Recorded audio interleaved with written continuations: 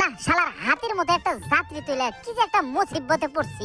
7 দিন আগে নতুন বেরিং লাগাইছি, সকালবেলা নারকেল তেল দিছি, তাও গাড়ি এগোতেছে না। ভাই সামনের দিকে আগে বসেছে, গাড়ি তো আগাইতেছে না। না জানের উপর দিয়ে গাড়ি চালানো যাবে না, দেখি কোনো লোক পাই নাই ঠেলা দেওয়ার। এই ছোট ভাই 1000 টাকা দিলাম, ভানুগাছা থেকে কমলগাছ থানা পর্যন্ত ঠেলা দিবে। আমার শরীর ভালো না। অসুবিধা নাই, এই নিয়ে টাকা নিয়ে দেখিস ফাঁকি দিস না, আমার জান বাঁচাইতে গিয়া কিন্তু তোরা ভাড়া করছি। আস্তে ধীরে ঠেলা দিয়ে আমি একটা বিচ্ছেদ গান ধরি। ডাক দিয়েছেন দয়াল আমারে,